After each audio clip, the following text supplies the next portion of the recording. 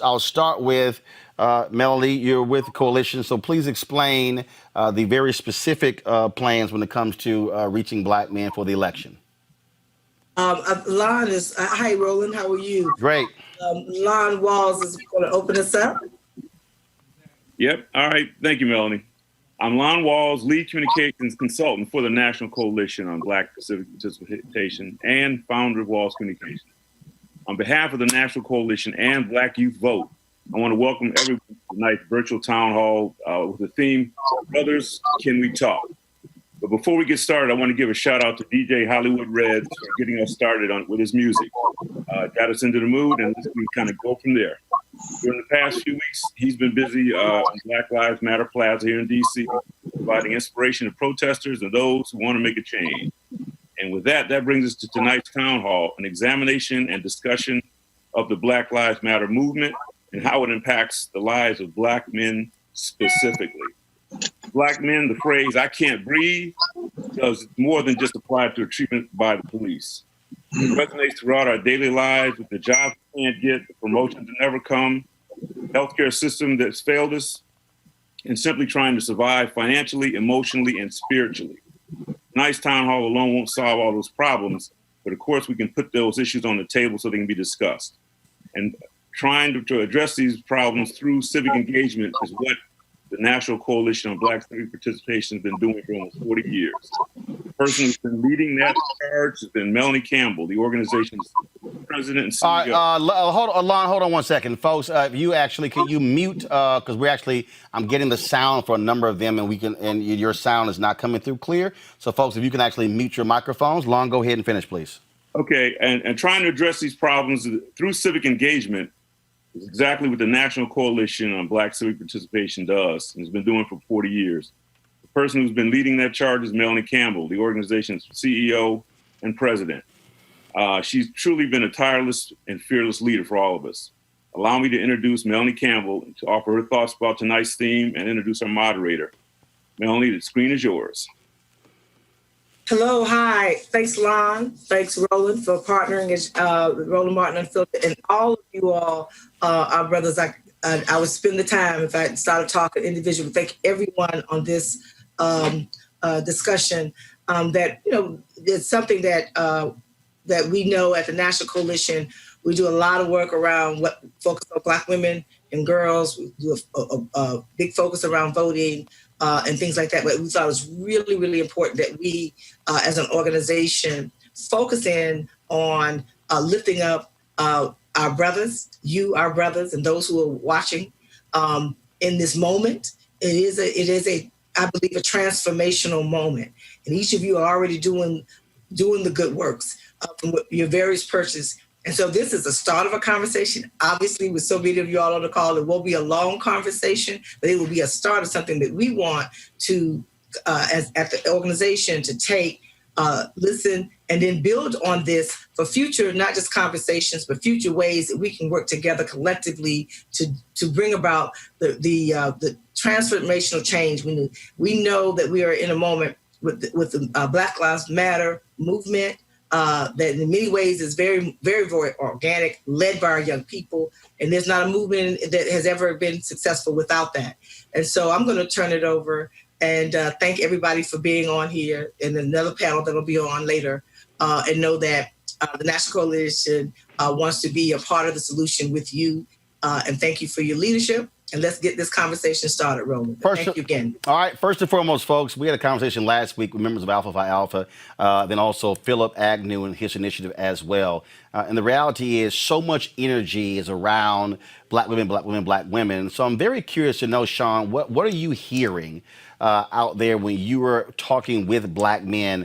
Do they feel as if they're being paid attention to, that the issues they care about are being addressed? So thanks, Roland, for that question. And I just got to lift up Melanie for just bringing this together because as Black men, where would we be without Black women? And in my network, I am hearing that, Black men are united. I lead the national campaign for Black Male Achievement, and for the last dozen years, there has been a growing movement around focusing on the issues of Black men and boys. And I just think that we are at a place now when we think of the Black Lives Matter movement where we have to decide, is this going to be different? Because quite frankly, there has been a part of me initially when I was like, here we go again. I could just send some of the same messages and tweets from 5 years ago with Freddie Gray and the uprising in Baltimore. But what I am feeling and what I am healing is an important slip of the tongue, because the whole issue of wellness and therapy with Black men, I think, has been elevated in this moment. First in the pandemic, and us saying it's okay as Black men to say that we need help, that we need to ask for help. But I really think that this is a transcendent moment. And I am hearing that from my network. I believe, Roland, that what Emmett Till meant for the ignition of the civil rights movement and his murder in 1955, the murder of George Floyd, coupled with so many other murders around this time, but specifically George Floyd, is the ignition of, I think, a modern day Black Lives Matter movement. And we're about to see a decade of change and disruption, unrest, like we saw in the 60s. And so there is excitement, and still there is some skepticism. Like, where do we as Black men wind up after all the fanfare and all of the attention around this issue fades away? Tony Lewis Jr., when we look at the issues that Black men say they're not being addressed, from your perspective, what are those? What should be talked about? I get police reform, that's one thing, but what else? Yeah, I think we definitely have to look past police reform. I think we won't have social justice until we have economic justice. And so much of that, unfortunately, we talk a lot about how disproportionately Black men have been impacted by criminal justice system, and how that has created great challenges for us to really ascend and be able to be economically safe. And our communities continue to deal with public safety. And I think so with that, I think Black men want to be acknowledged. Black men want access. They want opportunity. Black men want to be able to speak for themselves. They want to be able to be included, particularly Black men from the most impoverished communities, Black men that have had challenges in their lives. My work in reentry has taught me that so many of them want to be able to come back and truly, take care of their families and protect their communities. But they can't do that when they can't get a job, or they can't live where they want to live. So all of those things are super important. So I think as this energy around the Black Lives Matter movement really has to be hyper-focused in how do we create economic justice when all these philanthropic organizations are looking to give to causes, that we have to ensure that funding, that money reaches the people that need it the most. And we have to empower those that are really more likely to have police involvement, even on the police reform front. It needs to be people that grew up in communities where you had daily, multiple interactions with policemen daily, to really help the police get to the point where they need to be to serve and protect our communities. That can't come from people that's just simply talking about being pulled over by the police. And that's not a shot at those folks. I'm just simply saying that I feel like a lot of Black men feel like our voices, particularly Black men from impoverished communities, Black men that have been formerly incarcerated, Black men who may not have went to college, they feel like their voices aren't necessarily at those tables. So I hope that moving forward, we can be more inclusive about the Black experience and get sort of those issues to the front so that they can be addressed. Because I feel like those are the people that really can speak with the most expertise when it comes to police reform and really what Black people need in this country. My son, from your perspective, what messaging should be taking place when it comes to getting Black men, not just to register and to vote? What should be said, and not just from politicians, but also from grassroots groups, civil rights groups, others? Well, I think in order to get Black men involved in voting, you have to talk about things that actually directly impact You know, you have to, like Tony Lewis said, you can't keep having conversations about us without us. And those who are directly impacted really are the ones who are going to be the solution. A lot of our black males are, you know, when we look at education is failing black males. You know, I'm being an educator, I actually teach at forums with educators, with principals, with teachers, and they don't even identify how to keep the young black man in school. You know, they have not come up with curriculums. They not come up with teaching styles that really adhere to what the black man needs. So we have to really be intentional these days. We're having conversations and we say, oh, just vote, but you're not talking about things that they really want. Black man wants to be able to provide for his family. He wants to feel, you know, black man, we don't want masculinity to be targeted all the time. I'm part of organizations where my sisters are my leaders. You know, the Until Freedom is, I'm one of the co-founders, where Tamika Mallory is the leader, Linda Sarsour is our leader, and I have no problem following my sisters because they are built to lead. They are the mothers of this civilization. But there has to be space to where it doesn't make us feel as if we can't speak. If we speak too loud, that we're saying something wrong. You know, there's too much aggression. There has to be, we have to fit what the black man encompasses. You know, so when we talk about laws and voting, we have to talk about things that specifically are directed to black males. You know, we're into certain things that I don't think this culture or what they're talking about as far as voting is even focusing on. We're so far, like, our kids need to be educated a certain way. We need to be educated according to what it is that we love. You know, I tell teachers all the time, black males, as a young black male, I wasn't interested in sitting in the room while you just put something on the board. We were interactive learners. We learned off being interactive. So we have to start building curriculums. We have to start figuring out how do we build schools, and how do we build around curriculums that empower black men, that make black men want to be involved. How do we have jobs that not just only make a black man make a little bit of money, but he's an entrepreneur. He's able to sustain and be somebody who's actual contributing member of his family. You know, right now, I love our sisters. Our sisters are graduating at higher rates than us. And it's beautiful because they are the mothers of civilization. But at the end of the day, we have to focus on why these things aren't happening for black men, and then focus on what do we do to make sure that they do happen for black men. This is, and again, when we talk about issues, we talk about what should they be. Dwayne, again, what are they? If you're out there speaking to a brother, whether he's young, middle age, or old, what are the issues? Well, I think one, we as black men have no time for what I call separating the sheep. I'm 55 years old. I want the best for my 10-year-old, my 18-year-old, my 30-year-old, 40-year-old. My time is wrapping up. And I think we've got to figure out, I told my son this, and maybe one day my grandson, that we've got to figure out not what's left in my life, but how do we give them every possible chance? And I think it starts with one listening. I don't at 55 even think I know what an 18-year-old is thinking, but I can definitely listen and be honest. And I think part of this thing about being honest, it isn't about you telling a young person what your life was. It's about being honest about what went well, what didn't go well, and what you want to tell that young brother to give him the best shot. So many times we get in these conversations about elevating ourselves. It doesn't matter what D did. Don't matter at this point.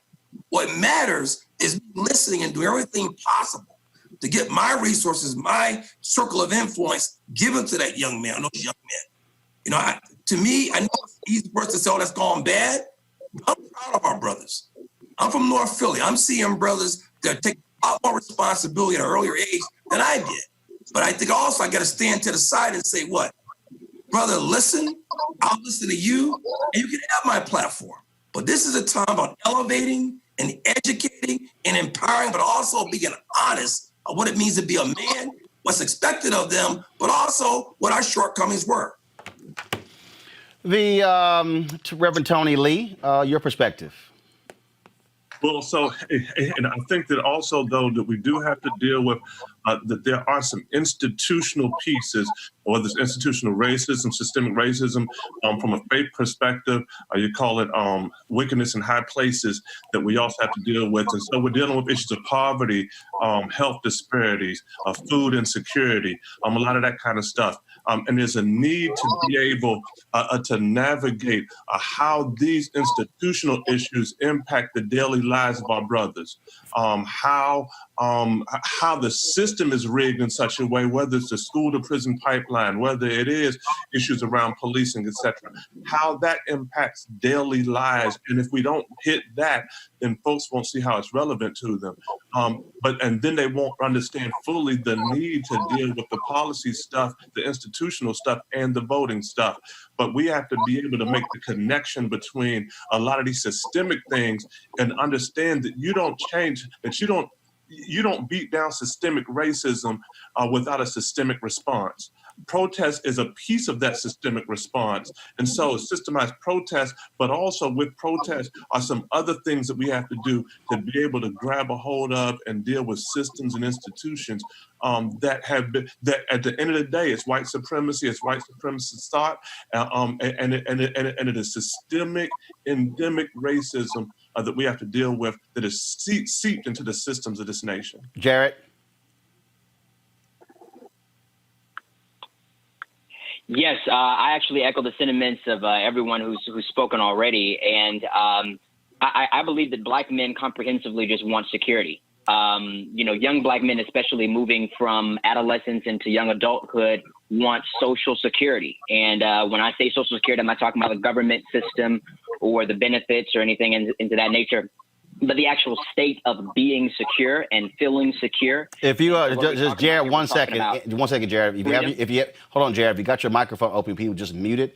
That way, I'm not getting the feedback for someone. Jared, keep your microphone open. The rest of the panelists, please close your microphones. Jared, go right ahead. Oh yes. So when we talk about the state of being secure, we're talking about freedom. The freedom that Black men want to feel, freedom from danger, safety, freedom from fear or anxiety, freedom from the prospect of being laid off from their job. So we're talking about job security. Black men want an equitable chance at life and at living. And so I echo the sentiments of everyone who's spoken, but I believe that comprehensively, and I can only speak on the behalf of the young Black male community, that young Black men, especially moving from adolescence into young adulthood, want social security, the state of being free. Diallo, your perspective on the first question.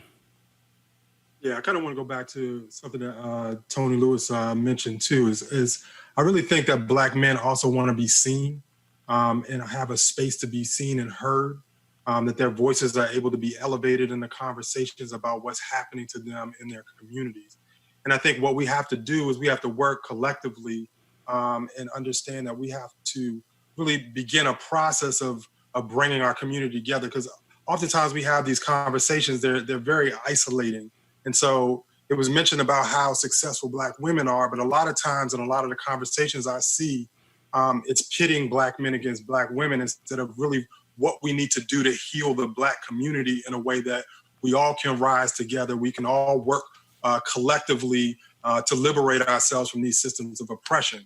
And what we need to do is we also need to make sure that as we're having these conversations, those that are most marginalized among us need to have spaces where their voices are heard, the struggles that they have are heard, that they can be seen. Because oftentimes as Black men, a lot of us walk through spaces and we're seen in a way that's demonized. And it starts from birth through adolescence, and that that's part of the history of this country. When we get into policing and Black Lives Matter and all that kind of stuff, these systems have been in place to demonize Black men and the Black community as a whole in ways that have marginalized us and make us less than human in public spaces. And so as we start to elevate, listen to the voices of those that have been most impacted, and develop strategies with folks, not for folks, in ways that we can create meaningful change and really elevate, educate, but also listen. A lot of times we get in these spaces and we do a lot of talking, but we don't do a lot of listening to our brothers that are struggling every single day, trying to make it in this world.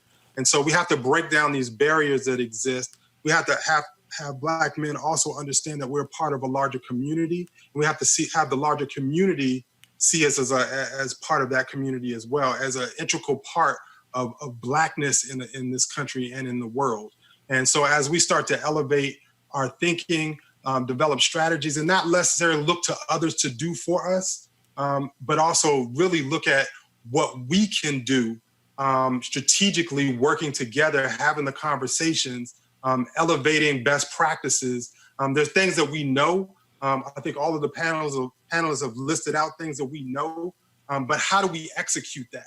And I think Black men will engage when they see a real game plan, that it's not just a rhetoric that's happening out there, that we have a game plan of really systematically changing and elevating, and they can see themselves, we can see ourselves in the success and the change and the future as we move forward. But I think one of the things that we also have to come to grips with is that every brother is not struggling. Every brother is not in the same situation. I think part of the problem when we have these conversations is that everyone is not going to be at the same place. And so the reality is you have to have different ways to connect with different Black men at different stages. Your conversation with a brother who's in college is different from a brother who's who graduated from high school. It's different from a brother who owns his business. It's different from one who's actually working or who's not working. And so you got to look at it that way.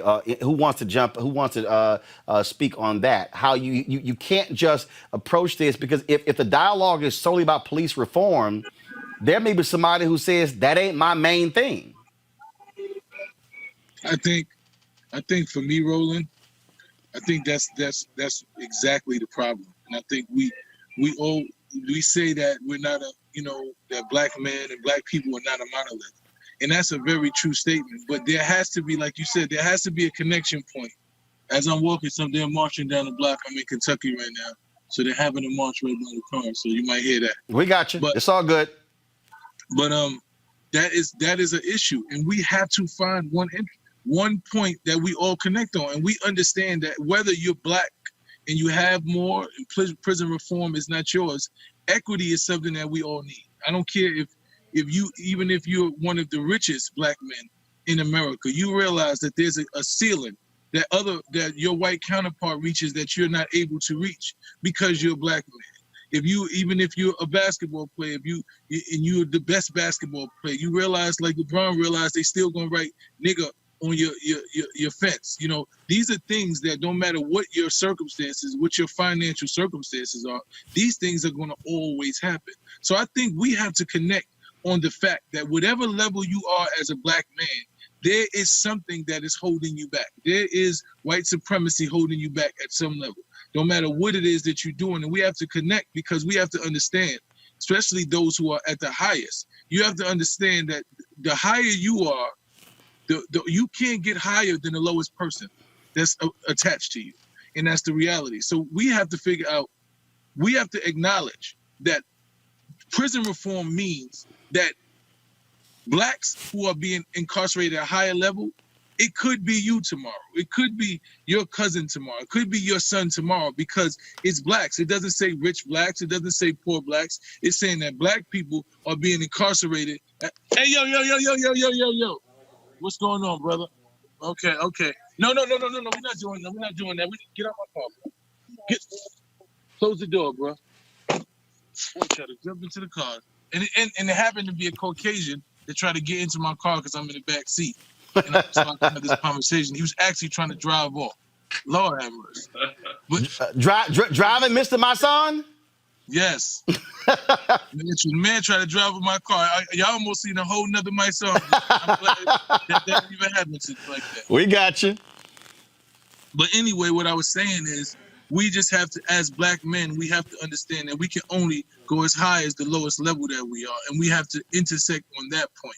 It's not about what you have or what you don't have. We just have to acknowledge that the color of your skin and the fact that you're a Black male can put you at liberty and put you in jeopardy at any given time. And when we realize that, until we don't have to, let's not wait until it actually happens, because it always happens. You know, we watch our biggest stars and our richer people at some point get to that point where they realize that white supremacy is real.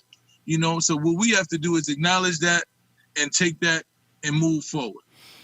Sean, I'm sorry. Who go right ahead? Who wants to take that? Because the reason I posed that question, the reason I posed it, the Trump administration is very specific. They've said they are targeting black men. They know they're not going to get black women's vote, and they are specifically targeting black men with the First Step Act and his economic policies. There's a reason why they're doing that. Go. Who's jumping in? Go ahead. Yeah, I just want to echo what just said earlier. This issue of equity is real. Whether you got money, don't have money, at the end of the day here, it's the least of us. As I said earlier, at a certain point in your life, it comes full circle. And you realize that your sons and your cousins and your brother, et cetera, is a big circle. We've got to dig it and say, who's the least of us? And this issue of equity is real. You can ask anyone that's talking right now as part of this panel has had a serious inequity that occurred in their life. What you doing, man? Them to have to take a serious. Guys, be sure to mute the other microphones, please, and then go right ahead. You better be tripping, man. I just want to echo that and say, I think this equity part we should maybe delve into, but we all got an example of a significant inequity that affected the trajectory of our life and that of our loved ones. And Roland, I think it's really important also when we talk about, we got to be careful when we say the least of us, right? Because I think that there is this narrative that that black men, no matter where you are, you don't have assets, right? And I think that, or you're not an asset to your community. And I think that narrative has to shift. I think that we have to find ways to make intergenerational connections.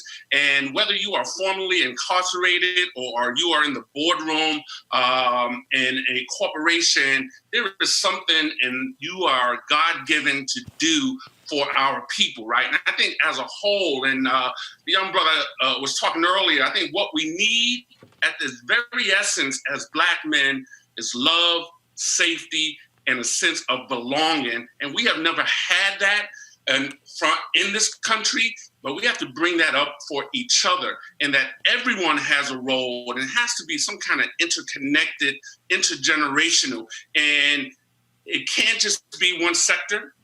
Philanthropy is not going to be the cavalry that comes to save the day. We have to understand that we are the cavalry in our own communities, right? We are the curators of the change. And we have so much in our communities that is rich. We can fund ourselves when we look at the faith community and the resources and how we give.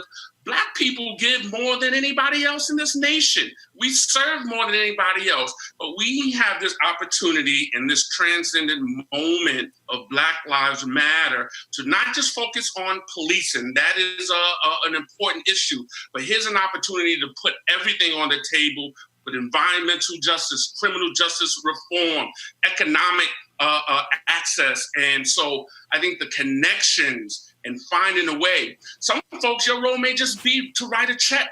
You know, not everybody's going to be on the front line marching, but we need to be able to get a common narrative for success and for liberation, but also offer different on-ramps. So no matter where you come from, where your address or your zip code is, that we're all fighting for the same thing. But that's why I think you have to take this, when you hear the phrase, do Black Lives Matter? Okay, remember, people are going to answer that question in a different way, depending upon the station of their life. So a father is going to answer it differently, possibly, than a single guy. It's going to answer it differently from a guy who actually owes child support over somebody who doesn't. It's going to be different for the person who is in corporate America, but who's at a high level versus the person who's at a VP level or director level or even lower or all the way at the bottom. It's going to be different from that person in his different areas. And I think I think part of the issue is that for many of us, we make references to the Black freedom movement without realizing that it didn't matter what your station was. Jim Crow was Jim Crow. Didn't matter. You couldn't live over there. Y'all had to live here. And I think as somebody who deals with words every day, I think the struggle for a lot of people is understanding I have to meet you where you are and I got to ask you, what are your issues? And then help connect the dots in terms of how politics and public policy plays a role in that. So when I run up on brothers who say, man, politics I ain't involved in that and it has no bearing on my life. And I go, really? Let me explain to you how. And then once I connect the dots, they're like, damn, I had no idea. That to me is how I think we have to be approaching this whole deal when we're communicating with brothers who are just like everybody else. Black men are like a lot of black women, are like white folks, Hispanic, like they just trying to live their life every day and not really fully understanding how public policy plays a role in a whole bunch of things happening in their lives.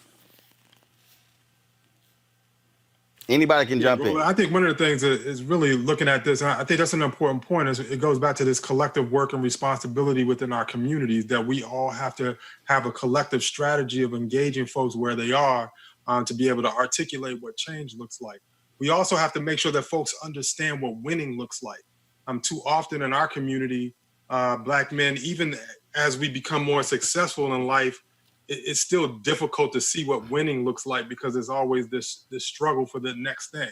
And so even as you're talking to young folks, I got a 19-year-old son, a 13-year-old son, and a 17-year-old daughter. And it's helping them to understand what winning looks like when they hit that wall of apathy around everything that's going on in the world around them, about what they see in the streets, the failures of government, the failures of, and helping people to understand that you have to put in work in order to create change.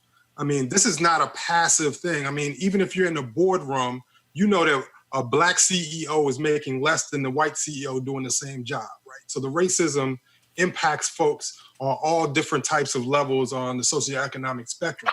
We have to help folks understand what winning looks like and understand that it is about our collective liberation and freedom.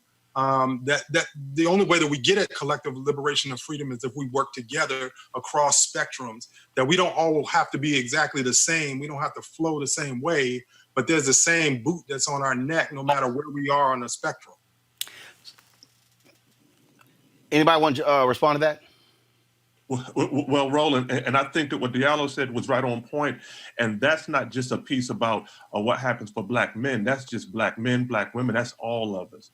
To be Black in America means that there are certain limitations imposed by the system upon us, that there are certain structural inequities that are in place, and all of us, brothers and sisters, can link arm in arm, young and old, up and down the line. It does not matter who you are, that there are systems and structures that are in place to be able to take care of you and your children and your children's children. And then it goes on to a piece of legacy, because I don't care who you are, that the system is shaped in such a way to keep you from being able to pass on any kind of generational wealth. And so then what does it mean to have a sense of legacy, to be able to pass on something for your children or your children's children? And I think those commonalities are ways that we can connect with people. I agree with you that we're all in different stations in life, but I believe that we're all in the same fire. We just may be in different locations within the fire, but the fire still burns, and we're all still dealing with 3rd and 4th degree burns.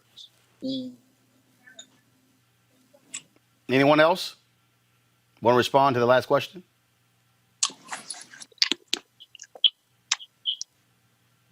So let me pick up. I want to pick up on that because again, and break it down even further.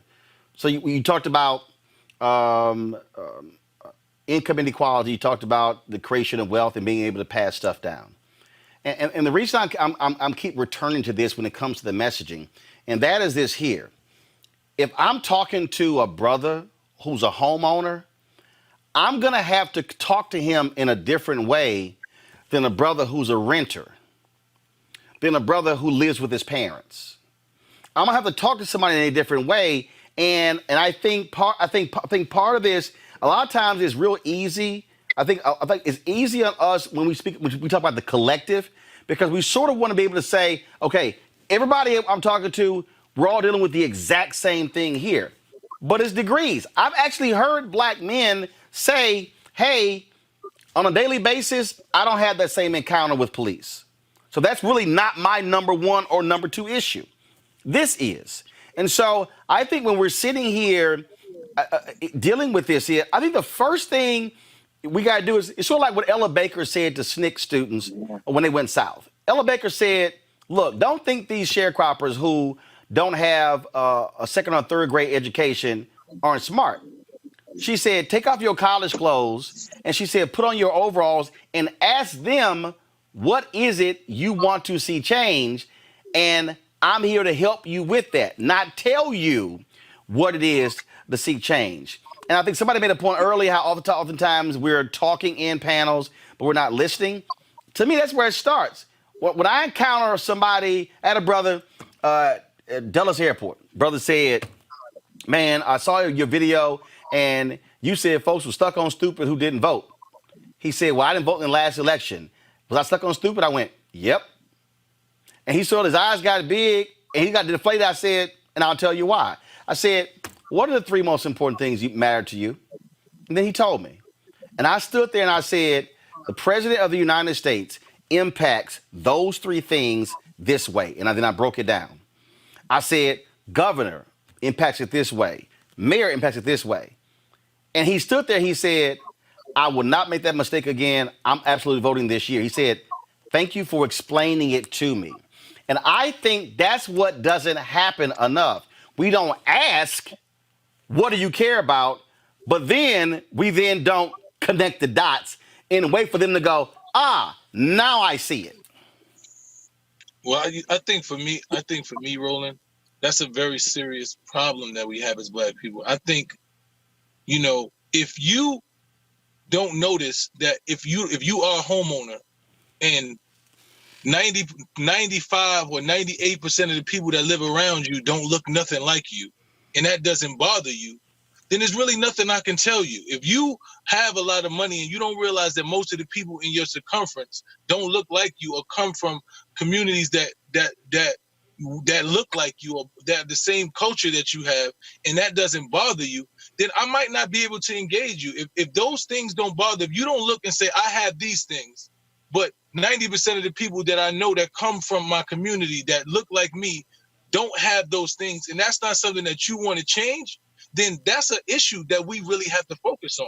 If I have to tell you one thing that directly impacts you, that might not impact that well, okay, I'm a homeowner, but the insurance that I have doesn't really work for me, or I have businesses, but the premium is higher for me. If those things that if I have to individually impact you and you don't look at it and say, you know what, the majority of people who come from where I come from, my culture, my background, my understanding, where my grandmother came from, the history of where we come from, if that doesn't move you to say, I want all of the people that come from where I come from to have at least the chance to be a homeowner as me, then for me, it's really hard for me to engage those type of people. I have to leave them so they have to figure things out, because my passion and my understanding is for my people and my culture. And that's what I fight for, because I understand that every other culture, every other nationality, that's what they do. And that's why they're winning. If we continue to have this ideology about, all right, tell me how does this impact me individually? Because I don't know another culture that says that. They say if throughout my life, anywhere that you go, I live in Fort Lee, New Jersey, which is populated most by Asians. And they make sure that the Asians are taken care of. It ain't too many, there's no stores where black people own stores in those communities. They make sure that they're taken. When I was incarcerated, every nationality, when you came to a new house, even if you was a Puerto Rican, if you was a white person, if you was an Asian, when you walked into the house, they said, do you have anything that you need? They brought you a care package. They made sure you were safe. Black people weren't doing that because there was this individual mind state. So until we get out of that mind state and realize that just because I'm okay, everything is not okay, I don't know how we're going to win. And the other side of that, though, is that we have to look at the systemic side. And yes, there may be some Black folks that are not doing that, but we also have to look at redlining. We have to look at access to capital for Black businesses and entrepreneurs. We have to look at access to health care. And so I do believe that we also, and I think it was Rev Tony that brought up that we have to have a systemic approach. I would venture to say that the commonality as a Black man, no matter what your economic status or sexual orientation is, that we want to leave a legacy, right? And I think that that is where we can come together. Work that we have done with the Campaign for Black Male Achievement has been around the Black Male Equity Initiative, and we've talked about legacy wealth, and we have brought together in a room Black men, some of whom were formerly incarcerated, trying to get out of a debt, and others that were doing estate planning. But the central focus was our common faith, our shared faith, and it was done around the history. And I think that once we got to create these safe spaces, but I think that we have more in common infinitely than there are differences, no matter what your zip code or where you live. And that I think that we got to create those spaces around, we all want a sense of legacy. And someone brought up the notion of, generational wealth. Who doesn't want that? And how do we organize around that kind of legacy is, I think, a strategy that we can, it speaks to all Black men. Who wanted to jump in? Yeah, so to piggyback, I think it's important for us to look at it's a macro piece of this and it's a micro piece, right? So on the macro level, obviously we want to be able to live, we want to be able to thrive. I think Black Lives Matter can't just be about police not killing Black people or Black people just living. We want Black people in this country to live and thrive, and that's going to take white people sharing power. And some people may see that as un-American, but I feel like that's the reality. That's what we got to push for. And what that will do, in my opinion, is create the access to opportunity, create access to lending, create access to, economic justice, economic strength, which in turn, I think will allow a lot of Black men. I mean, we face with so much, particularly those that's growing up in impoverished communities. For us to even think that far ahead is not really realistic to a lot of young men, because they're trying to survive, right? And so when you're in survival mode, you're not thinking about these things. That's why I think we got to find more ways for cross-fertilization among Black men. Like, I would love if just Black men would start moving back into certain communities so that young Black men that don't have, whatever the situation may be, they have access to you. And this can happen at the church, this can happen at the masjid, or whatever the case may be. But we got to find more intentional and strategic ways for that cross-fertilization, because if I've never seen it, I can't believe in it. And when you start talking to me about generational wealth, when you start talking to me about estate planning and life insurance and all of these things that's not conditional or not happening in my environment, I'm not going to be receptive to it. And so the only way we do that is for those Black men that are aware and have that knowledge and have even voting. I mean, I found myself standing in the gap so much in my city for all of these things that we're talking about, trying to be a translator, if you will, trying to be a living example. But when it don't touch people, when it's not in their experience. So what do we have to do about that? We got to find more ways to come together. Black men that have ascended in whatever industry and whatever lane, a lot of times they are disconnected from those individuals, whether they come from those communities or not.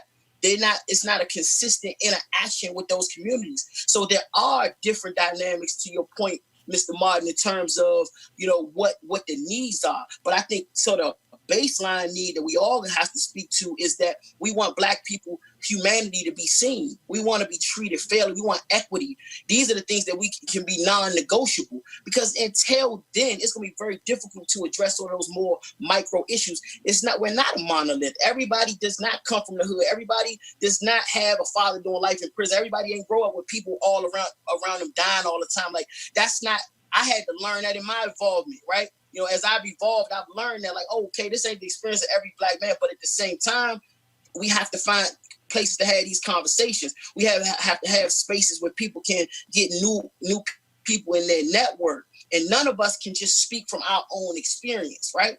But what we have to press on as we talk about this American experiment, right? And even to Mice's point, every other culture does that because they weren't enslaved. Slavery and then what followed in this country dismantled us in that way. So I think this is an opportune, this is a time, opportunity for all of us to really reimagine what it's going to look like moving forward, and to start to strategize to how do we really make those theories become, manifest and become fruitful. I think this is the time. Like, we really got to go for the gusto, if you will, and don't leave anything off the table. We really have to say that this is a watershed moment for Black people, and we want things to change incrementally, maybe in some instances or some cases, but we want to see movement. The needle has to move right here, right now, and we cannot be divided. But the only way we going to, again, be united is that we have to have continuous conversations, and Black men have to be at those tables. Yeah, Roland. This is Dwayne Crawford again. No, go ahead, Dwayne. I want to say that I'm betting on my brothers, period. I'm betting on my brothers. And all I want to say about this part here, this is a watershed moment, but Ferguson was a watershed moment. Right? Rodney King was a watershed moment. This time, we've got to come together. I'm going to say this again. I humble myself and just listen. I've got to try to do my best in the balance of my life, give as much as I can to make sure my younger brothers are given every opportunity and how they define success. But I agree, it's communication. We got to keep going.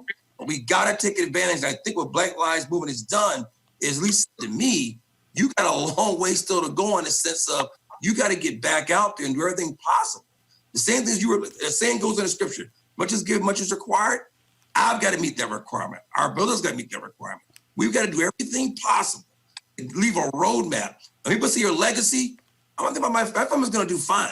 My real legacy's got to be how many brothers did I lay down as much as I could the information and give them the best opportunity for success. I think Jared was trying to jump in. Was that Tony Lee Jr. or Jared? Male empowerment. I think that Roland, you made a really good point that we definitely have to take a look at the messaging, because there's not been a singular messaging that's been able to resonate with every kind of Black man in this country. When I was at Morehouse, I read an article by Tommy Shelby where she posed the question, is the foundation of Black solidarity collective identity, or is it common oppression? And I think that we have to figure out how to translate in our private language, because I believe there's private language that we have to communicate to Black men, and then public language that we have to communicate to Black men. And I think we have to figure out how to translate in private language creatively the sentiments of what, like Frederick Douglass said once, where he said that we're one with you under the ban of prejudice and proscription, one with you under the slander of inferiority, one with you in social and political disenfranchisement, that what you suffer, we suffer, what you endure, we endure. And so in an effort to really liberate Black men in America, especially young Black men, we as Black male leaders must really call on Black men to become a more unified collective agent for social change for the sake of us all. Because like what Martin Luther King Jr. said, whatever affects one directly affects all indirectly. And I can never be what I ought be until you are what you ought be. And that this is the interrelated structure of reality. And I think that we have to figure out the best way to communicate that to Black men in this country, especially this next generation of young Black men that's rising up, people around my age. What's the best way to communicate that so that we can truly be that collective agent for social change? Hey, Roland, I just want to say one thing real quick. I think Tony Lewis just hit something on the head, though. I think in this moment, we have a chance to reimagine what our future looks like. What we've seen through COVID and the disparities that exist in this country across everything from economics to healthcare to police violence, we're seeing that. And so one of the things we need to do is really do a good job of reimagining what our future should look like and what winning looks like. You know, because when you're having conversations with folks, it's great to talk about the problem, but folks need to also hear what the solution looks like and how we plan on working together collectively to get there. And I think if we don't articulate what that vision is, and, you know, to your point earlier, Roland, you said, you know, folks might, like, I don't know any Black folks, and I've interacted with Black folks all across the level, you know, that have not had interactions with police at some point. Like, Black folks, I don't care where you live, at some point, you get that awakening where whiteness and white privilege and white fragility and racism smacks you right in your face. Right. And look, How affluent right. you are, you find it at some point in your life. But let me take it back. Sometimes it comes late for folks because they're blind to it. Right. And so, but back to the point, it's just really imagining what the future should look like and having the conversations necessary and a listening of how we are going to get there collectively. But I'll give you an example. The issue of racial. Hold on one second. Hold on one second. Hold on one second. Hold on one second. Hold on one second. Hold on, Sean, 1 second. Sean, hold on. I'm hold that point because I got to pick up what he just said. Like racial profiling. The reason racial profiling became a national story, it was because Black men of a certain income level were being stopped on the New Jersey Turnpike.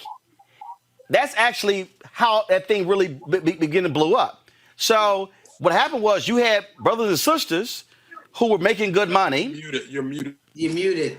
I'm all of that. Okay. Okay. Here's the deal. Here's the deal. You have Black men. I think there's two sides of the coin. Sean, hold on. Sean, 1 second. Black community. Sean, hold on. Looks like. Sean, hold on. The side of that, we are not responsible for ending white supremacy. White people are responsible for ending white supremacy. If we can find $3 trillion in 2 weeks to respond to COVID-19. Because that was important, and I agree that is important. We can find $3 trillion for reparations. Black folks are not pulling those strings. So I think it's really, we have to be real clear on what we can do, but what is on white people and their responsibility and the pressures that we can continue and how they have to change and the onus that's on them. So I'll do this here, and Sean Preston, you can jump in, and this is the point I'm making.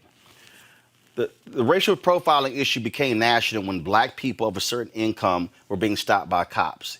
And what that hit them in the face was, I might be able to drive a Mercedes or a BMW, but I'm no different than somebody else who doesn't have my income. And so what happened, so you're absolutely right, people are hit.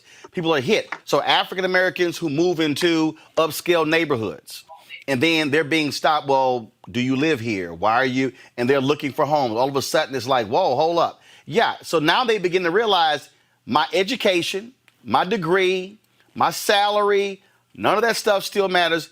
I'm still seen as a threat in the neighborhood. Sean Preston, I think what we have to do is, again, when it comes to hitting folks on these issues, it's like anything else. I'm gonna get you. I got to get to you where you are. Now, one person may be here, one person may be here, but I got to get to both of y'all. So I got to figure out how to get to you to realize we in this thing together. But I got to first figure out. I got to meet you where you are, and then that means not bringing you up. That's great. But what I can't do is not talk to you or say you're not worth it because your voice still matters and your vote still matters.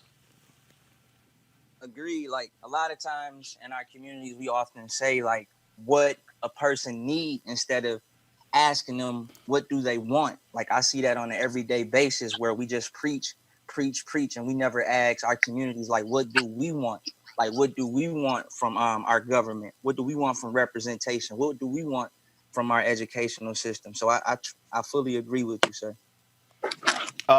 Someone else make the last comment right here before we transition to our second panel. I just want to say that this was an excellent panel because this panel represents exactly what it is that you speak about. There's so many different dynamics of Black men, who come from so many different backgrounds, have so many different experiences. And these conversations have to continue in order for us to get to that one point, that one thing that we all can connect upon that makes sure that we get the equity and the not just survival, but we able to thrive and live as Black men. So I appreciate this conversation. All right, then. Gentlemen, we certainly appreciate it. Folks, don't forget, you can go to the Black Youth Vote pages on Facebook, Instagram, and Twitter as well. Thanks a bunch to all of you. I'll just go ahead, again, read your names. So just real quick here, big shout out for participating in this first panel conversation, Jared Sawyer, also Sean Dove, Diallo Brooks, Reverend Tony Lee, Dwayne Crawford. We have, of course, Tony Lewis Jr., and also Sean Preston and my son. Folks, we thank you very much. And my son, glad to see you, my homeboy, to drive off in your car. All right. Peace and love, y'all. No one's got ugly, man. I love y'all. Be safe. Love y'all. Peace, man. All right, folks. We're going to take a break right now. We're going to then pull up our second panel. So we're going to go to a break. We'll be back on Roland Martin Unfiltered.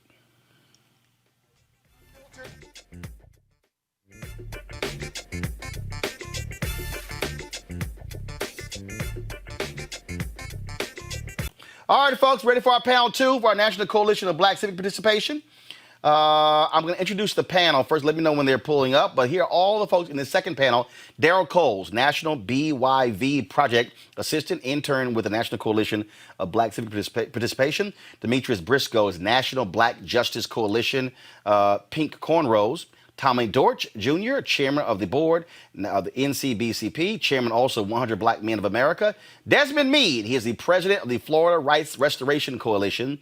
Bishop Staccato Powell, Bishop AME Zion Church, Western Region, President Board of Bishops, AME Zion Church, also Reverend Lennox Yearwood, President and CEO of the Hip Hop Caucus, and Hassan Solomon. He is the National Coalition of Black Civic Participation, Board Member, Legislative Director for the International Association of Machinists and Aerospace Workers. Those are our panelists for our second discussion. This discussion is going to center on Black men as organizations in terms of how we could take. So the first conversation we talked about Black men. The first conversation we talked about Black men, and then, of course, as individuals, how we reach them.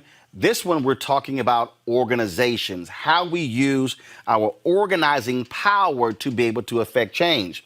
Now, as I said last week, we had a conversation right here. It was a partnership with Alpha Phi Alpha, and that really was what a driving point of the conversation. How do we use our power to speak to these issues, but we do so with organizations? Now, see, one of the things that I've been saying for the longest that we don't really understand is that we've got great infrastructure. We've got a lot of organizations out here. But the question then is how we are using our organizations, how we are taking these entities and then putting their power to use. That is a real big part of the thing here. And I've been saying this for the longest, that if you read Dr. King's book, Where Do We Go From Here, Chaos or Community, he literally says in the book, there are 4 institutions that can save Black America. He says the Black church, the Black press, fraternities and sororities, and what he wrote, Negro professional organizations. And so I've always said, what's the point of having infrastructure if you don't use it? What's the point of having 100,000 members? What's the point of having chapters in different cities if you are not using it? That's really where we're talking about here. What we're talking about here is using organizations. How do we then begin to mobilize and organize? What Dr. Barber's been doing is important, because what they have been doing is mobilizing and organizing. What they have been doing is training, going city to city, organizing people. That's what we have to have more of. And I think too often our organizations are so focused internal, what's happening within the organizations, as opposed to how we can use our power external. And so what I'm trying to do is I want to pull up some of that conversation and play some of that because that you missed last week. And so, okay, folks, we got our panel ready. Okay, well, so there we go. All right, the panel is there. All right, so Lon, do you have another introduction? No, I'm fine, but I just want to say that I appreciate what you're doing. A very powerful first session. The second one should be just as good because you've got a lot of power in the community in terms of the spiritual community, 100 Black men. So go at it, Roland. It's all yours, man. All right, Tommy Dortch, I want to throw it over to you first. You're the chair of the National Coalition of Black Civic Participation Board. This is what I was just saying is that we have lots of organizations. But I simply believe, and I've been saying this for a long time, that we are not properly maximizing our leverage, our resources, and our brain power to be able to affect change. If there are city councils and school boards and county commissioners and state legislatures and Congress, if they don't know when they see black and gold or crimson and cream or pink and green, or if they don't see that symbol, that lapel pin, 100 Black men, if they don't see Prince Hall Masons, if they don't see that, that means that we are not properly leveraging our power externally. We're too focused on our internal dynamics. Right. Well, Roland, you're right. And that's why we have to be advocates. I have all of my chapters of 100 Black Men of America have to have public policy committees because they have to make a difference in their local communities. And so those are the things that we understand. What good is to have a potential for power if you don't use it? And we have to be prepared also to call out our own people in our own community. Like Senator Scott today wanted to water down what the Congressional Black Caucus has worked for some time to get us this new Justice and Policing Act. What we have to do as an organization is understand we've got to make a difference everywhere. I've got 18 members of Congress. I've got mayors and city council people all throughout the country. But the key for us, and that's why the coalition is so important, we have 70 members, but all 70 members of the National Coalition on Black Civic Participation don't always show up. It's the coalition effort. We came together during the hurricanes and all, and then we die out. We get excited from Trayvon and want to do something, then it dies out. We've got to work collectively. And that's why in my organization, with over 125,000 young people and our members, we require every chapter to have to be consistent in dealing with education, with dealing with the issue on economic empowerment, dealing with health and wellness, and of course, dealing with mentoring. If we don't insist on that, and in our fraternity, I'm Omega, you're Alpha, but we got some folks still want to socialize instead of using the political power. So you're right, we waste what we have that could make a difference. And then the last thing is that we got to be focused. The police brutality is a catalyst, but we are getting our butts kicked every day from elected officials, from Congress to local governments and all. So racism is everywhere, and we can't just say that only police brutality. We got to deal with racism everywhere. And so that's why we need to collectively come together. And in our organizations, we either need to be true or we need to get our butts out of the business. Hassan, you're with the machinists and aerospace engineers. And the reality is that's what unions have always been, organizing forces, operating and speaking for the collective.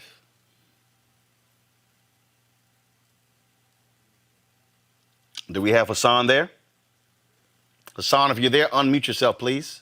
I'm here. Go right ahead. Go right ahead.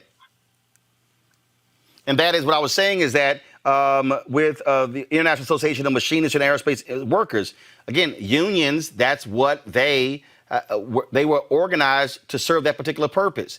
And so you must be able to be organized, mobilized and organized to affect change.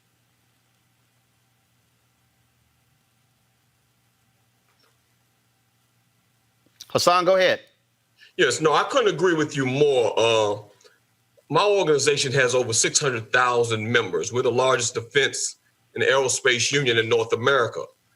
we're also the largest transportation union. And a lot of those workers in the transportation industry are people of color. And our goal is to make sure that they understand why elections matter. They understand, most importantly, why their vote matters. And I listened to you earlier, and you talked about connecting the dots. And that's exactly what the Machinists Union tries to do. We educate our membership on how important the electoral process is. You know, the game is the economy.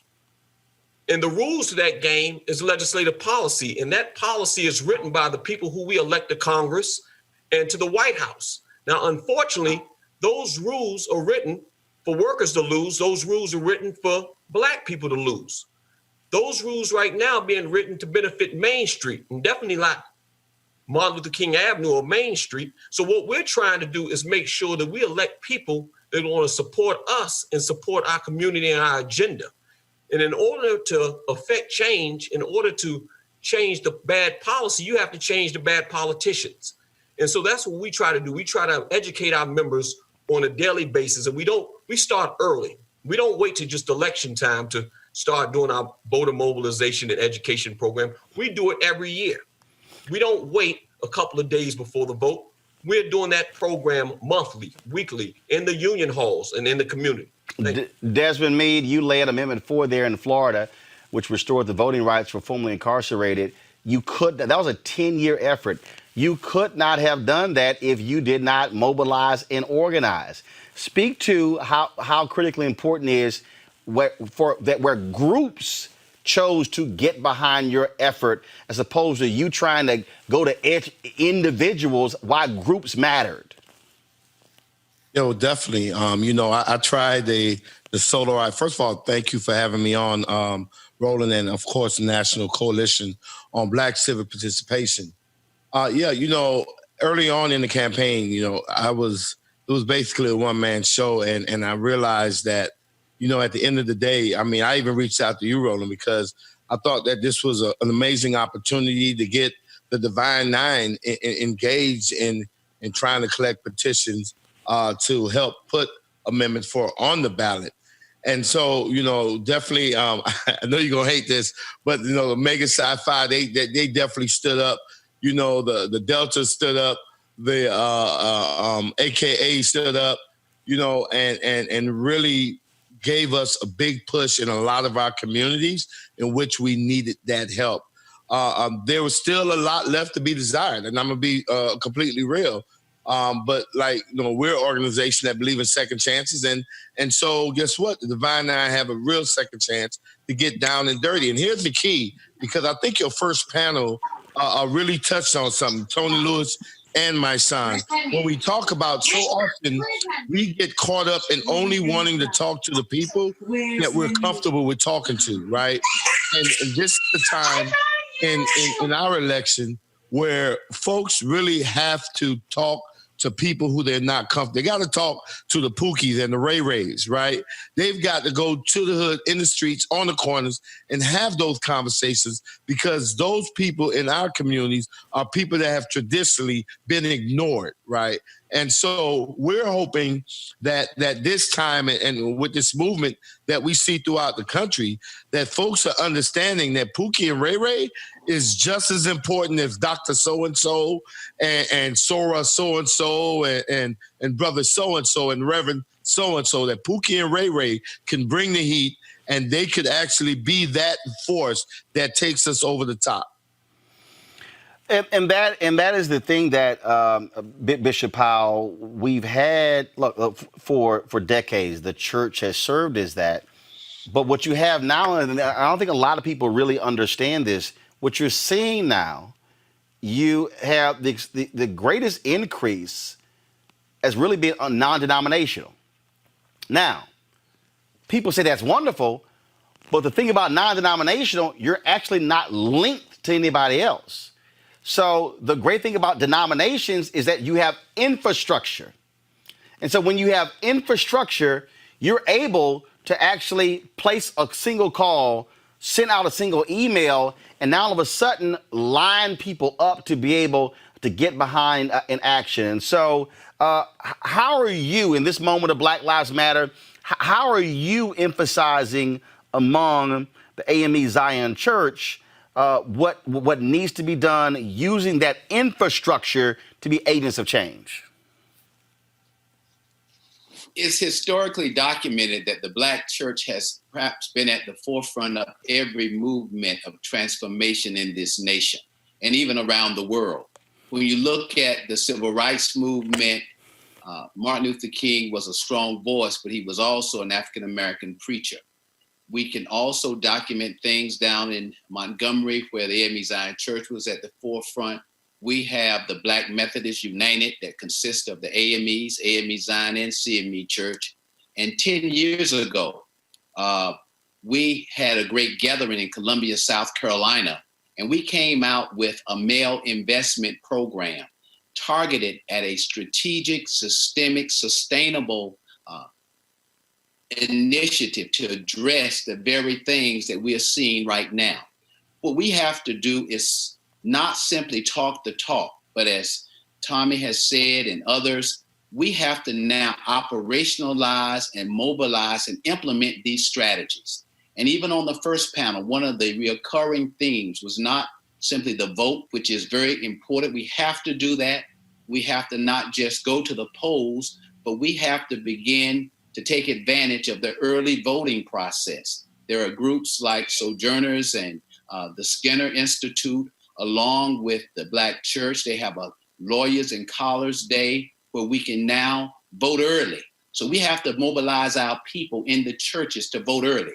Though we're not gathering in the sanctuaries as we have done before, the church is not just a building. We have to continue to have linkages with our people and mobilize them to the significance of what's happening at this very moment, not just with Black Lives Matter. But the key thing is we have to now ensure that we have our own. Everything we need, we have.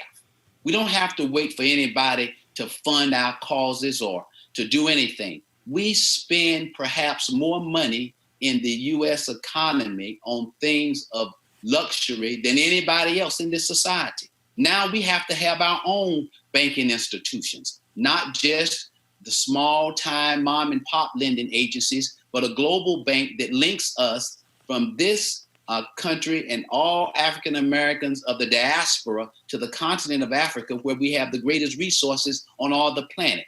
So it's time for us to move away from just talking the talk, Roland. I appreciate what the National Coalition of Black Civic Participation and Melanie has done down through this last 5-6 years or so. But we've got to, those of us who are on this call tonight, not just have a candid conversation, but we have got to begin to mobilize. And we are relaunching on August 1st, the Male Investment Program. You can like us on Facebook at the Male Investment Program. You can go on to Instagram, where you will see at MIP The Village, because we have to empower our men, boys, to stand up and be strong models and be the Adams of this generation and be who God has commissioned and called us to be in this moment in time.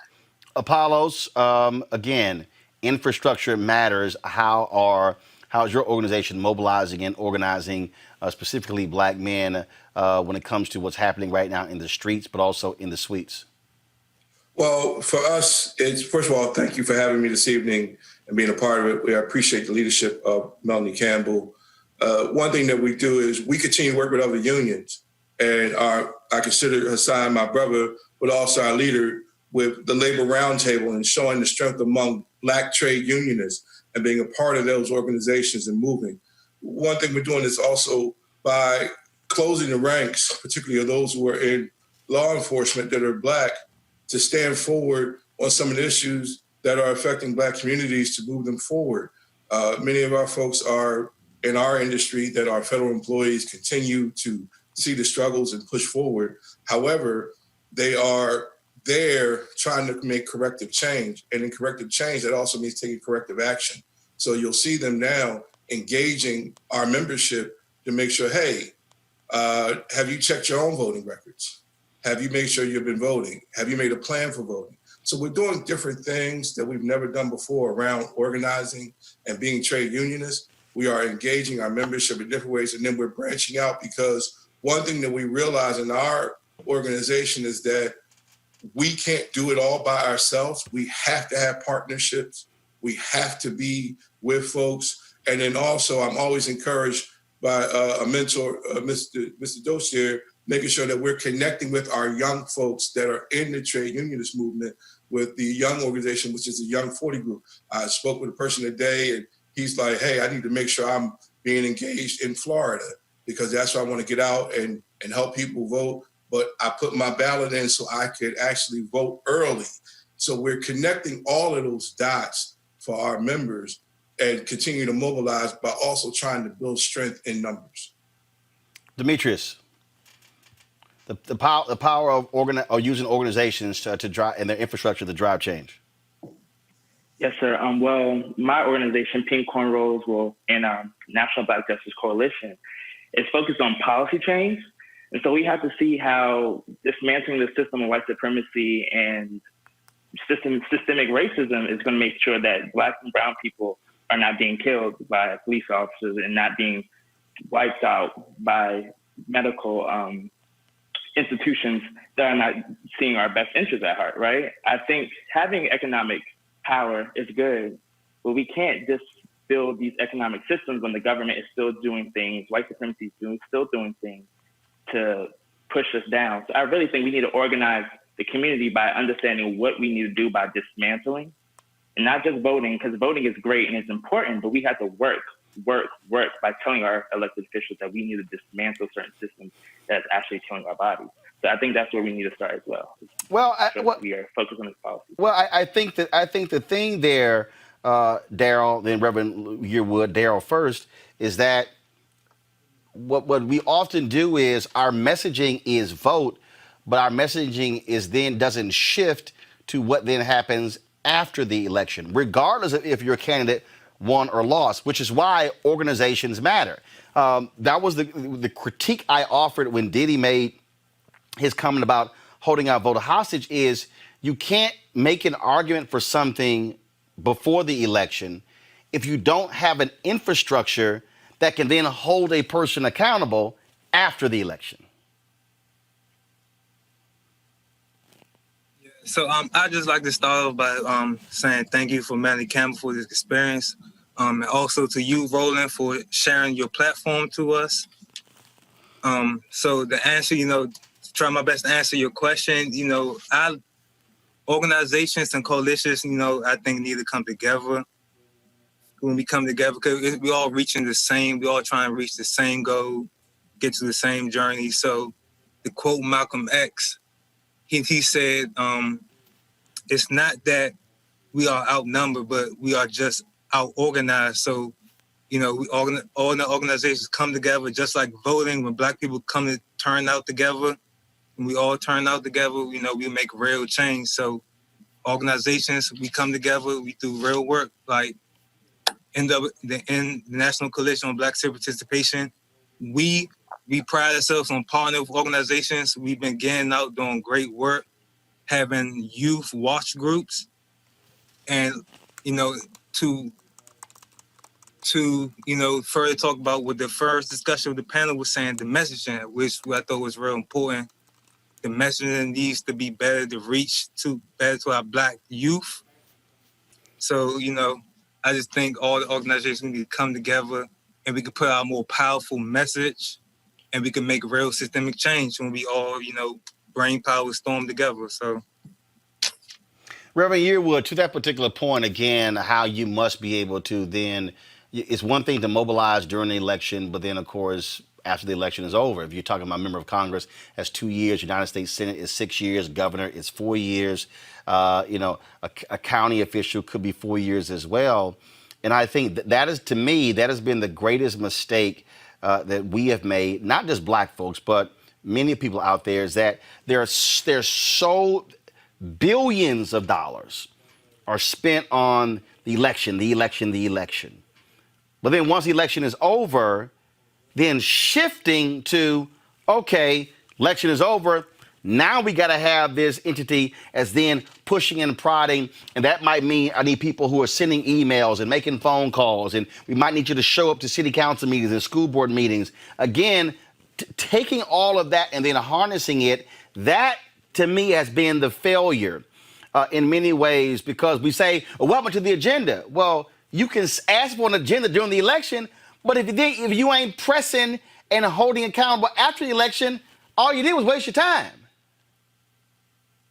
Yeah, I agree, Roland. And I just want to, before I say anything else, I just want to say thank you. I want to join the chorus of all of those who've already thanked my dear sister Melanie Campbell and all those who work with her. And obviously you, Roland, for how you've been using Black media to give us a platform. But you're 100% right. I mean, it's clear, and I say this all the time, that demonstration without legislation leads to frustration. And if we're only focused on the demonstration, but not on how we are shaping policy, then we're going to continue this circle of confusion. The most important time in any president's tenure is in their first 100 days. We should already have a roadmap, literally, for the first 100 days, from January 20th to about mid-May, June. We should already know. We should already know who we want for those positions in the cabinet.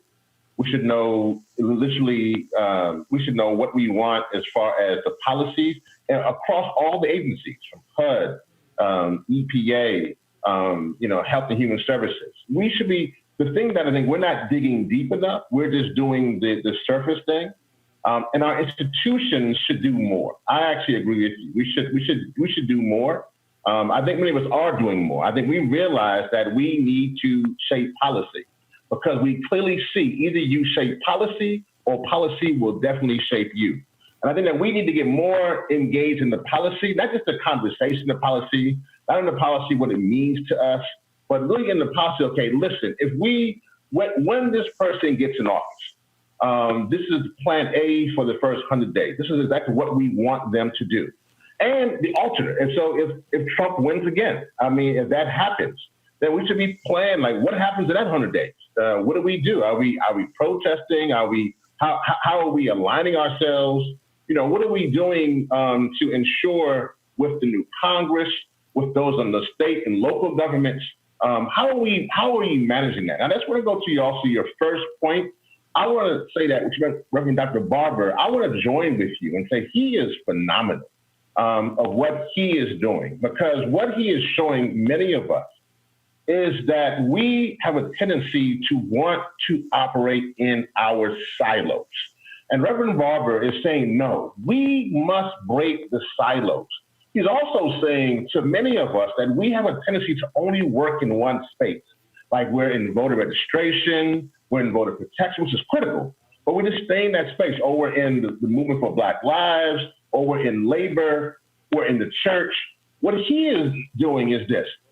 He's saying that these other spaces that have traditionally also been run by our white counterparts, I'm not just going to leave that to them. So if it's militarism, I'm going to be in that space. If it's the environment, I'm going to be in that space. If it's poverty, I'm going to be in that space. So what Reverend Barber is doing is saying that, listen, it's all linked together. We must break down the silos. And that's why you're seeing this tremendous success around the Poor People's Campaign. But definitely, to your point and to your question, we have to get much more serious about the first 100 days of the new president's tenure and what they propose to do.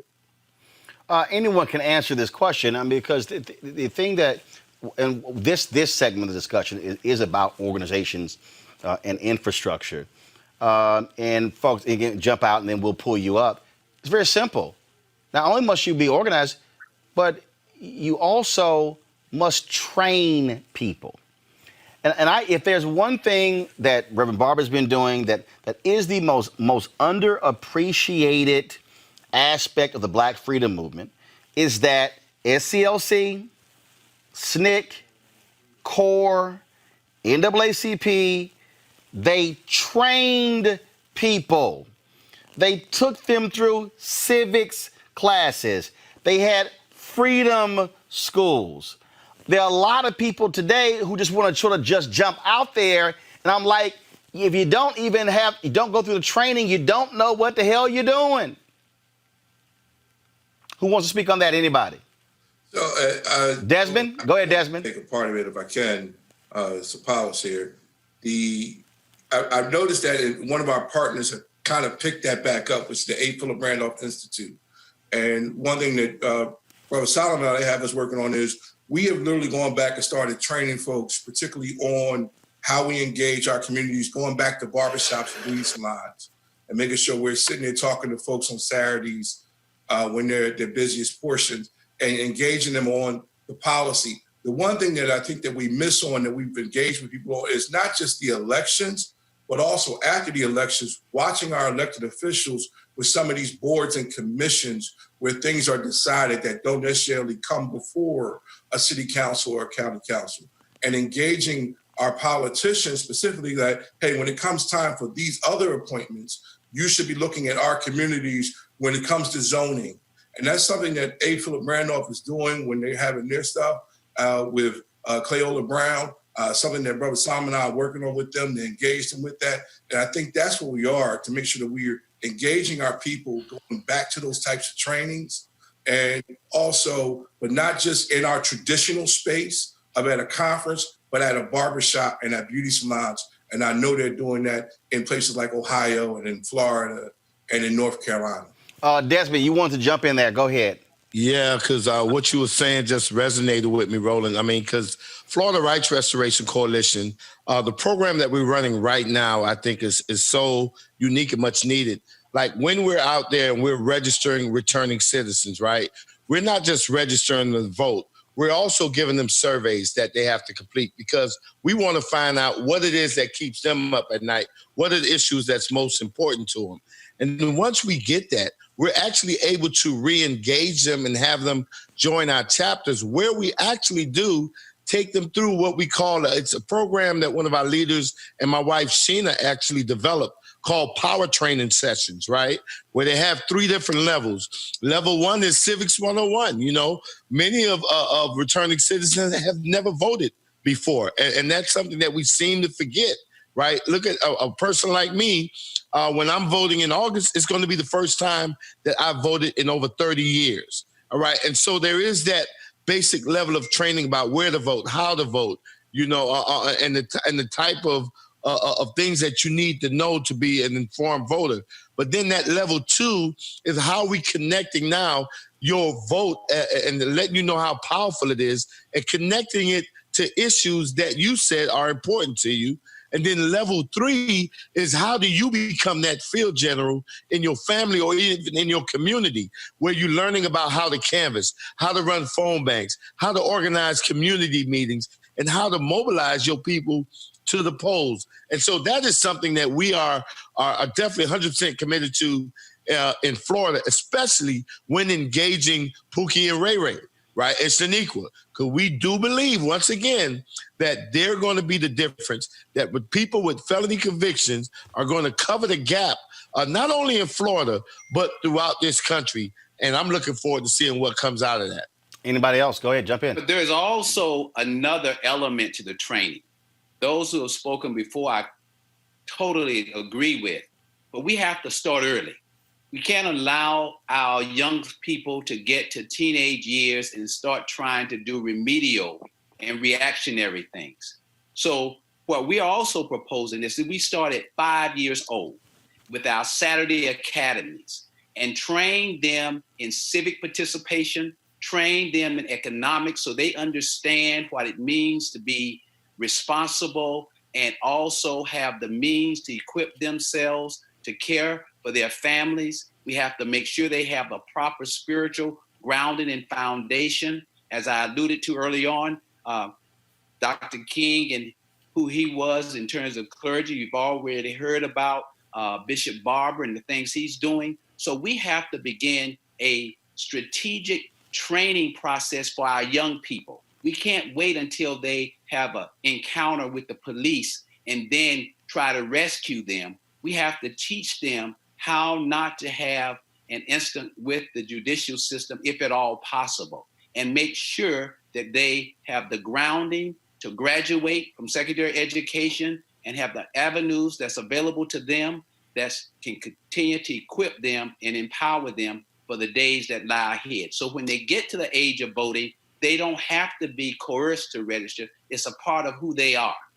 When they get to the point of engaging city councils and ready to run for school board or going to become a justice on the Supreme Court, that they have the equipping that they need from the very inception of life and not wait until they get into a situation where we have to come and try to remediate the circumstance and situation. Hey, Roland, if I could jump in, if I could jump in there real quick. I just want to add one piece to that I think is important. And I just want to say that young people, first I agree with you on the training aspect, that we should do more training and our institutions should do more training. But I definitely want to say this, that young people are out there doing that. I don't want that to not. Right. They are. No, they are. I'm just simply emphasizing it because, again, the reason I'm saying that's the most underappreciated aspect of it, because the train, everybody just thinks that, well, you know what, I want to protest. And I think we are seeing some of that where, okay, you're protesting, but then how do you now channel that? Then how do you now train? How do you shift from what happens in the streets to now, okay, what do you do? The city council committee, the fire and police committee, what about the city council? Well, you got to go to the committee first before that bill goes to the full council. The training aspect, we got to constantly keep people understanding that our organizations can also be doing that. So Reverend Yearwood, then Tommy Dortch. Yeah, no, thank you for that clarification, Roland. I agree with you on that. I just want to just make sure, because I think that what we're also seeing now with, I think, a lot of the young folks who are out there is because they have been having some real serious conversations. Actually, I think that they're being bold in their analysis. For instance, they want to defund the police. I think those who've been around want to coach that and change that and wordsmith that. And they are very clear on what they want and the reason why they want that. They want to, say, listen, the budgets that are going to these police departments are bloated. And literally school teachers don't have what they need. And listen, we need to redirect funding. And so they're very clear on that. They're very clear on their analysis. They're really clear on what they want. So I think that there has been a number of groups, from the Dream Defenders, Hip Hop Caucus, Sunrise, Zero Hour, so many of these young groups that are out there that are having some real serious conversations that maybe we don't see. I mean, I see them, I'm around them. Maybe some people don't see it, but they're having some real deep conversations. And it's not just Black folk. You have white folk and brown folk and red folk, all these folks coming together, which is now creating the element where you don't see just white allies, but white accomplices. And so I think that we have a new moment here where there is some training, but to your point, as institutions, we should do better. I mean, us being the larger civil rights organizations, we should do much better having that training or giving the resources to these young folks so they can do the training themselves. Tommy, go ahead. And I think what we have to understand is not either or. There are a number of things we must incorporate. The coalition, for example, we're being successful because we have units throughout multiple states. And those units work together. They do training. They do collaboration. We have our Black Youth Vote. And I have to give credit. Our women are far, far ahead of us Black men. And we're trying to address on how we play catch up as Black men. And then even understanding now the conversation, Roland, you mentioned earlier, we're talking about waiting until we get a president. We need to be, and again, we need to be true to ourselves and quit political games of knowing what the reality is. We're putting all our eggs in one basket, for example, saying we want Vice President Biden to have a Black female candidate for vice president, when in fact, we need to be talking right now about an African-American woman on the Supreme Court. We need to talk about those cabinet positions we want. We need to be talking about the budget that includes African-American and small businesses, that includes this whole issue about funding education back to the level of where it was, looking at what we do for HBCUs, looking at this whole issue as we look at judgeships. This president we have now just appointed as 200 judges. Yep. And those folks are on the bench for life. And we need to understand what that means. And then we need to look at the U.S. attorneys throughout this country and look at the Justice Department, which has been totally decimated. And then we need to look at other issues like the black banks. 10 years ago, we had 85, we're down to 19. There's so many issues. Instead of us looking at one issue, and we're getting ready from the coalition to move our Southern strategy team into Atlanta to work more in the South so we can make a difference even in this upcoming election. But what will work is coalitions working together, and us understanding too, as we have this black, that real men vote, is getting black men to get out front and quit sitting behind, getting our black-owned businesses who benefited from all the work all of us have done, who are taking their money home and afraid to speak up and speak out. And so we've got to understand the strategies. And one last thing, in Fulton County here, we have a predominantly black county commission, but we got one commissioner who is a Republican hiding under a Democratic umbrella who votes with the Republicans every time. They try to cut out the CBDG grants. That's money that helps our people. He refused. And what we did for 3 consecutive commission meetings, we shut them down because they have public opening times for public input. And we packed that place. We had so many folks, they couldn't take care of their business. That finally we scared them into doing the right thing. We need to use strategies that work, but the other side, it works when we all come together. And we talk about that agenda, and again, anyone I know in this round have not heard from Hassan, Demetrius, and Daryl. I think Apollos as well, but I did hear Apollos. So, for instance, and I had no problem saying it because I criticized it then. It was an embarrassment that the black organizations did not hold a meeting until 5 years into Obama's term to talk about a black agenda. It was after the election in 2012, and I was there, and I was going, so we just skipped the whole first term? Now, granted, there were organizations who did stuff, but LGBT organizations presented Obama with a 54-page agenda within his first 60 days. I remember when there was some sisters who were upset with the My Brother's Keeper initiative. And they were like, well, where's the My Sister's Keeper initiative? And I had to remind them that was an office of White House women and girls that was created within the first 90 days. Why were y'all not demanding that office present an agenda? See, so I think in many ways we can't. At some point, we have to be willing to look in the mirror, and we can't just say, "Hey, what about us?" if we have not organized to push people to address us. Well, Roland, I'd like to answer that.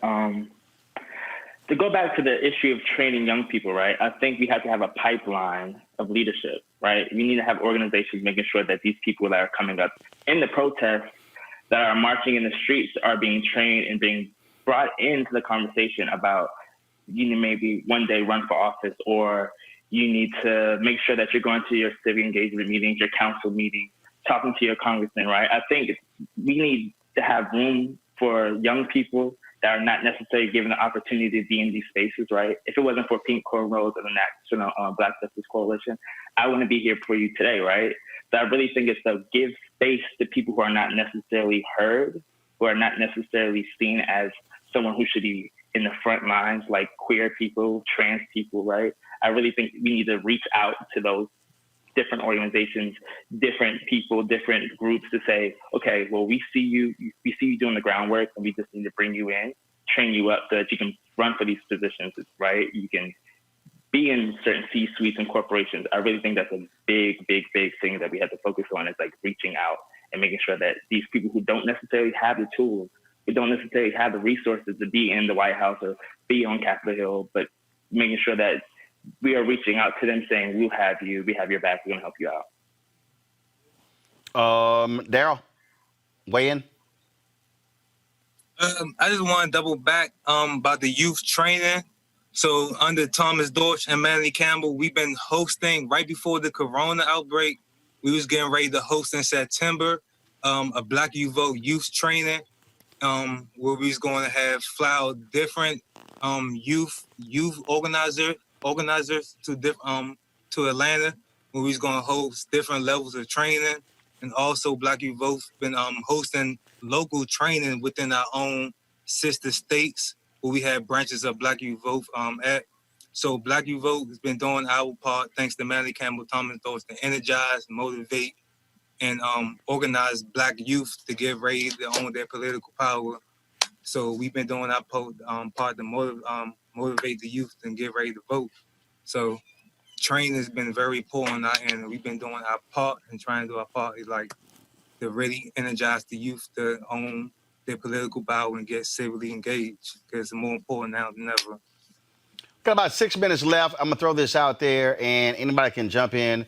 Outside of your organizations, who is doing this well? Who can serve as a model for people out there in terms of to activate, engage, organize, and mobilize Black men or Black people in general? Anybody can jump in. I think there are a number of people that are doing it exceptionally well. Thomas Dortch has been on the front lines with the 100 Black Men. We've heard his voice. He continues to lead. I think Melanie Campbell with the whole civic participation is doing an outstanding job. There are all other organizations that have been on the front for quite some time. Urban League is still on the front, but I think what we have to do now is reach beyond ourselves and come together in a collective way and blend our voices to speak with a cogent, concise, and concrete message for what we are going to do. As you've already pointed out, Roland, we can't wait until things happen. We have to have an agenda in place and make the kind of specific requests, if not demands, to get the things that we need to continue to propel ourselves forward. I don't want, this is the first time I've used this concept, but I'm going to put it out there. In some instances, we're going to have to resegregate. We can't just try to be assimilated into the larger culture. But when segregation was at the fore, many of the things that we have lost. Thomas talked about the number of banks that we used to have, the number of businesses in our communities, and all of that has gone by the way. So now, as opposed to simply protesting, we have to put up our own solid infrastructure and foundation. We've got the census is going on. We need to make sure that we are counted in the census. So when this $625 billion is being divvied up, our communities are not overlooked. Our infrastructure in our communities have to be supported as well. So we've got to now not just look at individual organizations. And I think Reverend Yearwood talked about the silo effect, but we've got to get beyond ourselves and link up and ensure that we have the kind of presence and participation that we require to do what we need to do. Roland, I think Hassan, organized labor is a prime example that the Black community can look at that is organizing and pushing an agenda. They don't attack organized labor because we're weak. They attack us because we're strong. Because 100 days into the election, we do have a defined agenda. We do understand that social issues divide us, but economic issues unite us across genders, across race, across economic stratus. And that's why we are so effective in supporting candidates that support us and support our agenda. So as far as the Black community is concerned, we need to look at organized labor and look at the structure that they've had in place. My union has been around for 130 years. And they're going to be around for another 130 years. So we got to make sure that this is not just a moment. This is a movement that lasts the test of time. Thank you. Desmond. And let me just real quick too on this is that we have to look at how the structure was done even in the past. There's no one organization that is the best in class. We have to come together. Even with Dr. King, everybody saw SCLC, but the NAACP, A. Philip Randolph, everybody took a piece of the pie and worked it, but they worked it collectively. We need our unions. In the coalition, we have unions. In the coalition, we have all of these different organizations.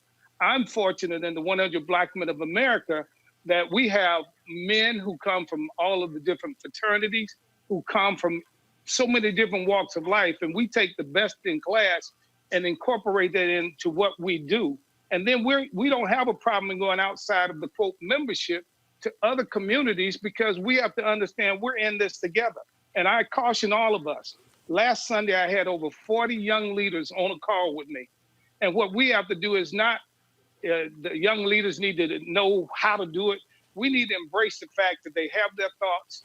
And what I did with them was talk with them about what their agenda was. And we talked with them as those elders in the village about having an end game. Yes, you demonstrate, but Dr. King and those always had a purpose and saying, okay, when you go in, but the amazing thing is they have agendas. The amazing thing is they're doing voter registrations at all of these demonstrations. So what we have to do is understand there's a time to lead, follow, or get out of the way, and understand that those elders in the village have a role, those who are developing have a role, and our young people have a role. And when we respect each other, then we will get things done. I meet on a regular basis with my hip hop community here in Atlanta, because they've said we don't respect them and we don't engage them, but I can call any of them up because they know I respect, and I simply say we need them. They can reach our younger people quicker than us, and we have to make sure the right message is going there. So with all of that, my whole approach is we have to keep working. The coalition is pulling us all together, and we have to be strong enough to say, I don't have to be the first on the list. I don't have to be out front. This is for the family, and we have to work together as a family, and that's the only way we're going to succeed. And embracing people like you, Roland, and others who are doing the things you do. We got to know that we got soldiers out there working for us, and we got to support you and others. Desmond, you want to jump in? And this will be the final comment, Desmond. All right, is Desmond on mute? Desmond, you on mute? Yes, I think this. Thank you so much. Look at you got all that equipment over there. You on mute and set up for me, because here's the deal: when you talk about coming together, one of the critical elements that we keep missing is that we're trying to make these decisions and we're trying to create these agendas, but we're not engaging with the people that are directly impacted by the policy. Right. Right now, here this whole country is talking about police brutality, right? But how many people, right, that's actually got a mic, right, that's actually talking on behalf, trying to create these policies, are actually people who've been brutalized by the police, right? When you talk about how are we not letting people, returning citizens and formerly incarcerated people, be the driving force, right, behind creating these criminal justice reform policies or reforming these police department policies or even state attorneys or district attorneys. And so we cannot have a complete agenda. We cannot have a foolproof agenda until we are engaging and allowing the people who are mostly directly impacted by the issues that we want to talk about to let them lead, right, to let them actually set the trend or the standard. Because at the end of the day, it's the person that's experiencing the pain the most as have the most investment to actually get rid of that pain and to permanently get rid of it, right? So we're not about taking those shortcuts. We know exactly what's wrong because we've been a part of that system. And it is time for even our leadership and our other brothers that's in position of influence and power to create that space for people like me and so many throughout the country to be able to walk in there. And that brother need to say, you know what? I know Joanne Reed, you might want to talk to me, but I got a brother in Louisiana. I got a brother in North Carolina that's been living this stuff and can speak to it much better than I can.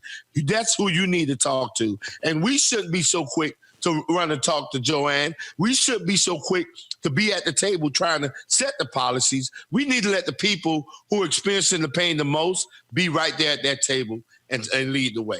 All right, gentlemen, I certainly appreciate it. Let me go through again and want to thank all of our panelists for being here. Daryl Coles, Demetrius Briscoe, Tommy Dortch, Desmond Meade, Bishop Staccato Powell, Reverend Lennox Yearwood, Hassan Solomon, as well as, did I miss somebody? I think did I get everybody? Apollo, my bad, Apollo. My bad about that. So we certainly appreciate all of you being on the panel. And again, Apollo's Baker. Gentlemen, thanks a bunch. Lon Walls, closing comment, go. Yeah, I don't know if it's Melanie's there. I wanted to see if she wanted to close it out. Now I see her. Okay, so they had you up. Yeah. So, all right. So who's closing, Lon or Melanie? Which one? Melanie's got it. It's Melanie's show. She got it. It's our show. Thank you, Roland. Thank you to my chairman, Tommy Deutsch, and thank every last one of you all for spending this time tonight. This is not the end. It's a reboot of us rebuilding our Black Male Initiative inside of the National Coalition. So these conversations are not just conversations. We will be having our Black Vote national training, whether it be virtual or in person, depending on COVID. But also having next year the Black Men and Boys Day on Capitol Hill, where we are going to make sure that Black men are front and center present. Like we have Black Women's Roundtable in March, we will have a day for Black men and boys. And just thank you all for all you're doing. And together we will bring about the real change we need for our communities. So thank you, Roland, and thank you, everybody. All right, folks, that is it for us. We certainly appreciate everybody who joined us, who watched YouTube, Facebook, and Periscope. Don't forget to support Roland Martin Unfiltered by joining our Bring the Funk fan club. Folks, you can give, again, Cash App, $RM Unfiltered. Also, paypal.me/R Martin Unfiltered. We also have Venmo. You can give via Venmo, as well as you want to use Square to simply use the credit card. Go to RolandMartinUnfiltered.com. Venmo is venmo.com/RM Unfiltered, where you can send a cashier's check to New Vision Media, Inc., 1625 K Street, Northwest, Suite 400, Washington, D.C., 2006, Washington, D.C., 20006. All right, folks, I'll see you guys tomorrow right here on Roland Martin Unfiltered. Holla!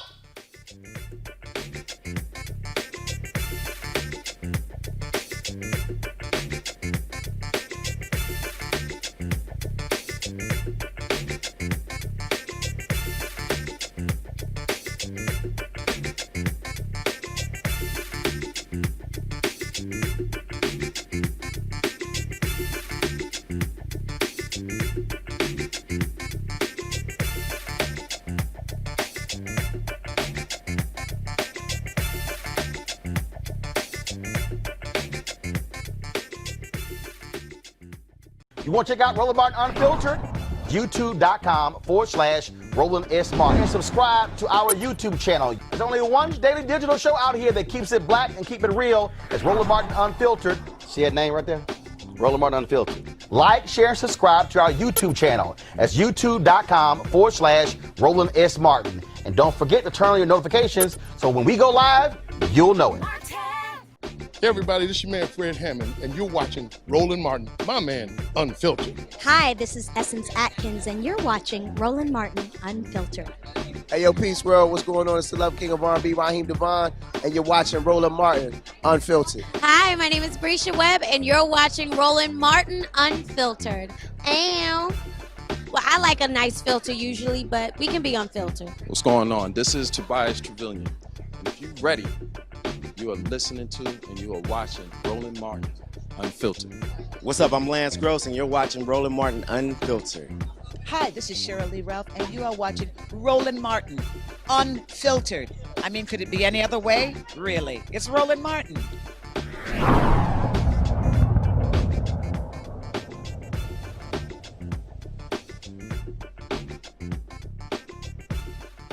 You want to support Roland Martin Unfiltered? Be sure to join our Bring the Funk fan club. Every dollar that you give to us supports our daily digital show. There's only one daily digital show out here that keeps it black and keep it real. It's Roland Martin Unfiltered. Support the Roland Martin Unfiltered daily digital show by going to RolandMartinUnfiltered.com. Our goal is to get 20,000 of our fans contributing $50 each for the whole year. You can make this possible. RolandMartinUnfiltered.com. Hey fam, want to check out Roland Martin Unfiltered? The blackest show on all of digital, cable, and broadcast. Check out our audio podcast. There's only one daily digital show out here that keeps it black and keep it real. It's Roland Martin Unfiltered. Press play.